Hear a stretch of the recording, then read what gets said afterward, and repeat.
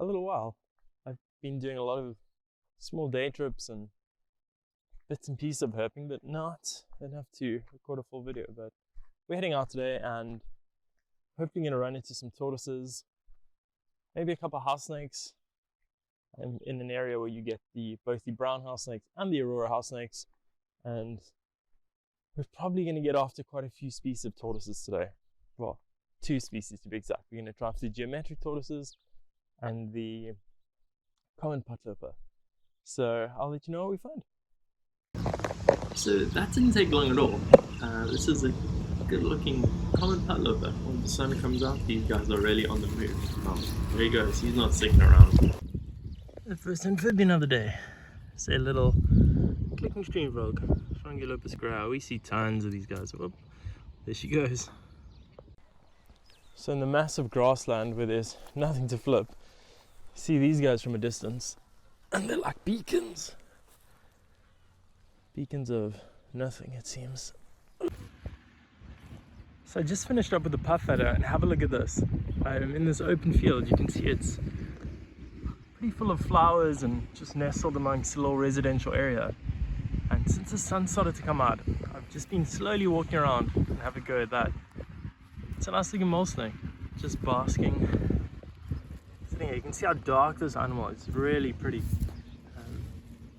People have a lot to say about mole snakes and how they're really aggressive and bite people, but I totally disagree. If you just calm and relax, they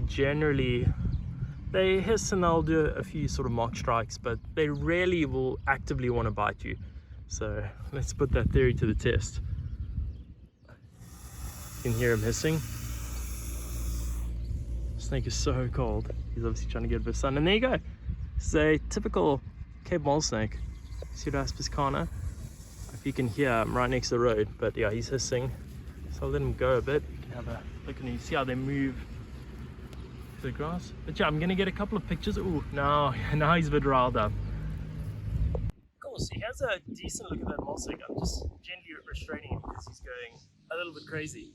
But have a look at how dark these animals are. Have a look at the ventral scales on the bottom there. Pitch black. Which is, let's just a better look at it, which is pretty typical of these snakes.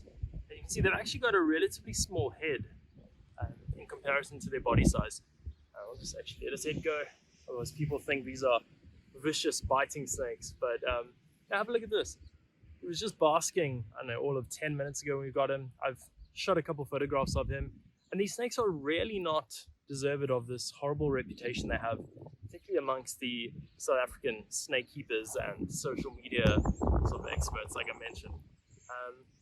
He's just opening his mouth a little bit there. He's getting a bit agitated. But yeah, I'm just going to let this guy go, and we're going to carry on and see what else we're going to turn up. Mole snake. There he goes. You can see, and he's just shooting off. He'll look for the nearest bit of cover, and he's just going to dash into the bush and find a mole hole. Well, have a look at this. I just stumbled across this puff adder. I don't have a hook or anything with me to sort of contain him. It's going to be a bit difficult. So I'm just going to let him move through this grass. Just might relax. This is not an ideal situation to be in. You know, he's gone deep down in this grass. So I'm going to try to see if I can find a stick or something to pull him out, and then we're going to have a better look at him. So that took a lot longer than I'd like to admit. This is a pretty nice size adult male puffer. You can see he's got that long tail.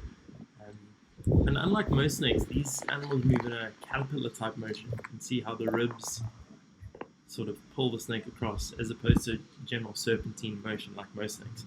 But anyway, I'm not going to harass this guy too much longer. I'm going to let him go on his way.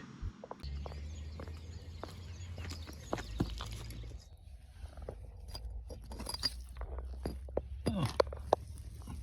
Here's a tiny, newly hatched brown water snake. We see a lot of these guys in this little area, so I'm not going to mess with them. I'll grab a quick naturalist voucher, but he's so small I'm not even going to bother photographing him. He's sitting right next to a big old spider. Oh, brown water snake, another species for the day. And we got brown water snake number 2 for the day.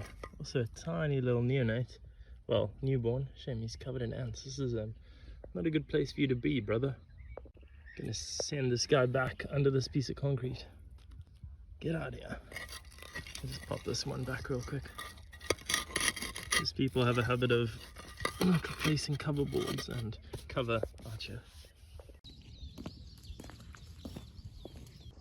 So target species today are 2 for 2. Kurt told me he wanted to see an aurora house snake, and here we go.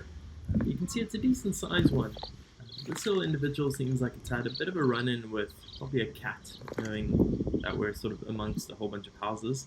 But yeah, he's not too bad, he just needs a little bit of time to recover, so we're going to pop him back under his rock and we're going to carry on hoping.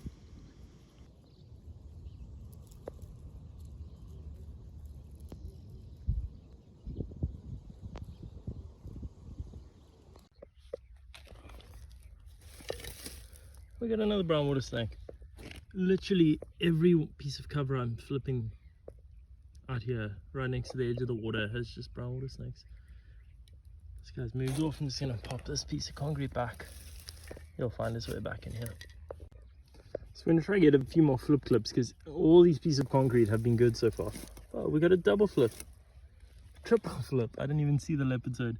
So we've got a common brown water snake. We have a common slug eater, and we have a juvenile western leopard toad, all under the same piece of concrete. What a win. Gonna grab some photos quick and I'll give you a better look at them. Here's just a look at that tiny little common slug eater we just got. I thought it was going to spin into a spiral and that defensive posture like they do, but he's just trying to hide his head a little bit. He's not gonna spin. But yeah, snap a couple of photographs of this guy, nothing too special.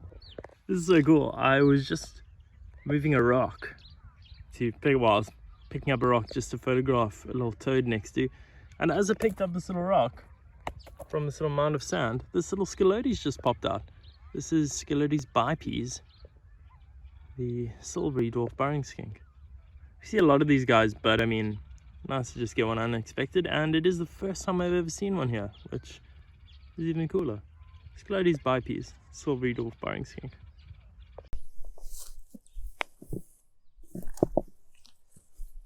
It's about time we saw a slug eater.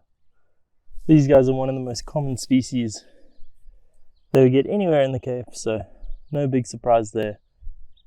She looks like he's eaten something. Yeah, these guys feed exclusively on slugs and snails. Give you a little look at him.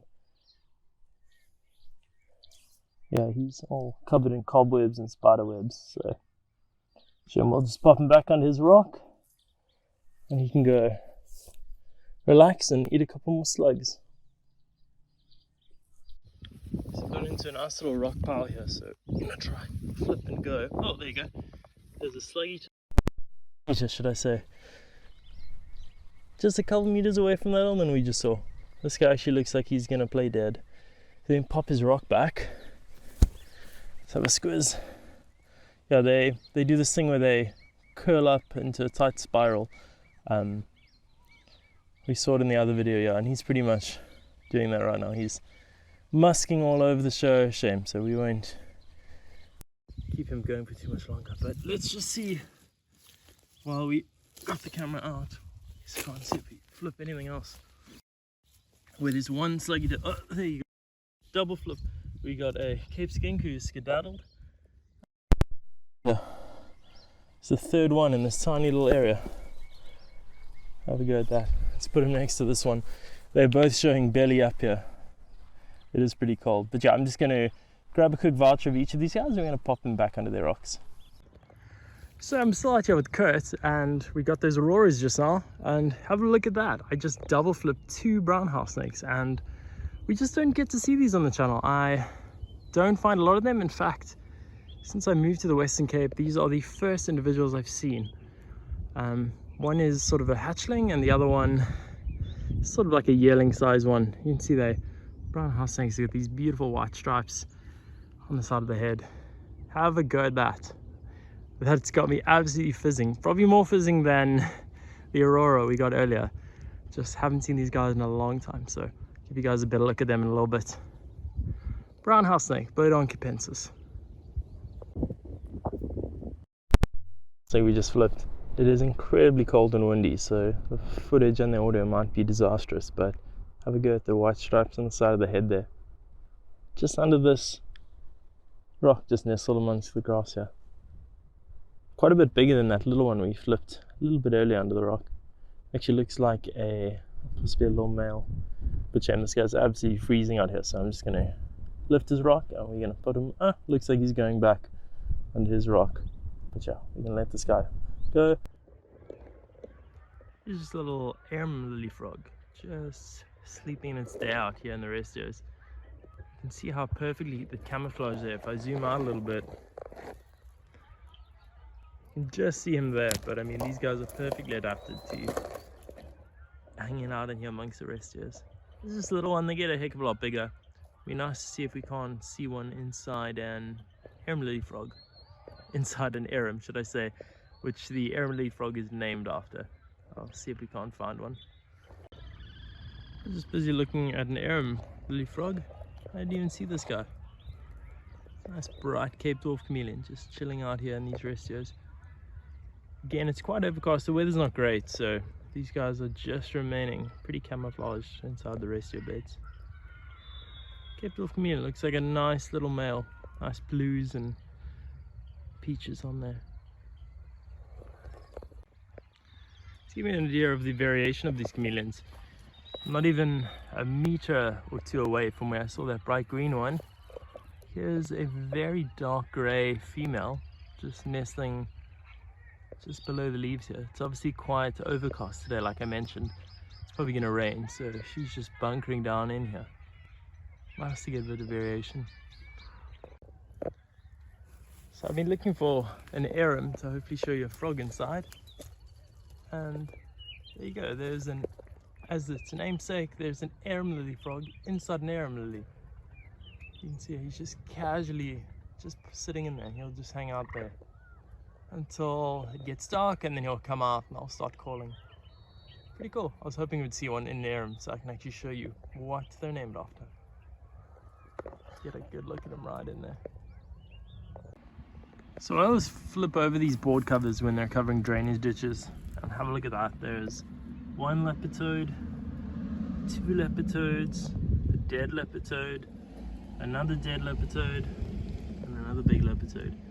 So I'm gonna jump on down here and grab these guys out, otherwise they're pretty much all gonna die in here. That one is already looking pretty skinny. I just walked up on this little man. He was zooting across the path, but he is now in a state of a bit of a catatonic state. He's not really moving much. It's a little rhombogator. I have no idea what this guy's doing out during the day. He's supposed to be undercover, but you're just cruising across the path. Gonna grab him quick before he disappears. You can have a little look at him. Nice markings, just the little man's. Grab a couple of photos quick, and I'm just gonna let him go back in the same direction he was heading.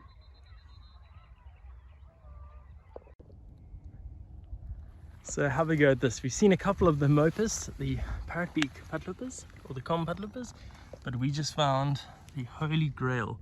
This is the geometric tortoise. It is the rarest tortoise species in the world. They live in tiny bits of fragmented habitat in the Cape Winelands, so very special sighting. And have a look at this. You can see this is not a very large specimen. This is probably a sub-adult male. I haven't sort of messed with him yet, so I'm not quite sure, but we'll have a better look at it. You can see it's just gone right back into its shell. But I'm just going to see if I can find Kurt and tell him that we got our target.